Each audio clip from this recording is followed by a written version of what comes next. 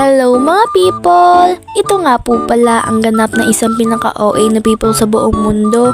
Hoy, hindi magiging ganun be. Hala, napaka-OA. A day in my life as a major. Ito naman ang atake natin for today's video ngayong Sabado nga be. O diba?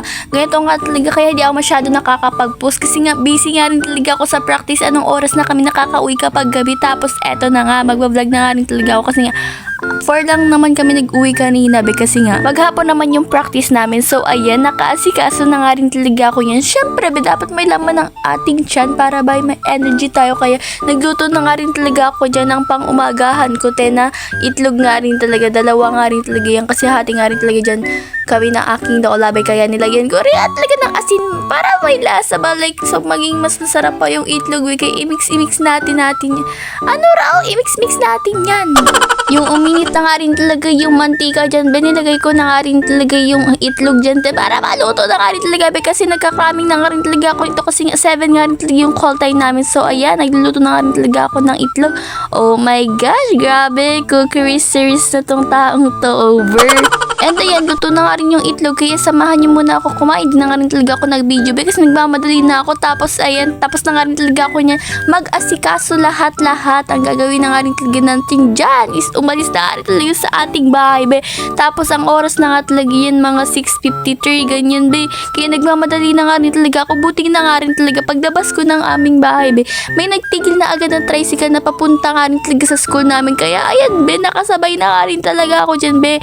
Pero magbabayad na naman ako, be. Tapos alam nyo ba, be, pagdating ko dito sa school, 7 naman yung pagtungtong ko. Tapos napunta na ako sa mga kagrupo ko, te, sa mga ka-member ko. 7:01 na, be. Kaya 1 minute late, grabe. So maya-maya nga, hindi pa naman nagsisimula yung practice, be. Nagutom na naman nga rin talaga ako. Kaya ayan, be, nagbili na nga rin talaga muna ako dyan ng pastil, be. Kasi be, miss ko na tong pastil na Kuya Jebe. Kasi nga, ang sarap talaga yan, be. Like, walang kapantay. Ang sarap ng pastil na yan.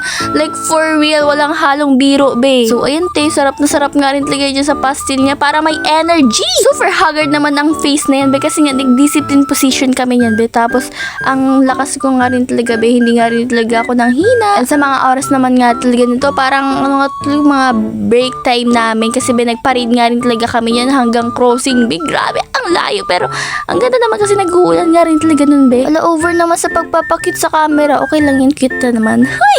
And eto, be, lunch break na nga rin talaga yan, be. Kaya kakain na naman nga rin talaga tayo dito ng pastil, be. Kasi nga, walang kasawaan sa pastil to, be. Basta pastil to, be. At least may makakain ka. Tapos, sarap na sarap nga rin talaga ako sa kinakain ko dyan, be. Kasi masarap naman talaga. Tapos, naghingi pa nga rin talaga ako dyan kay Api ng kaldereta.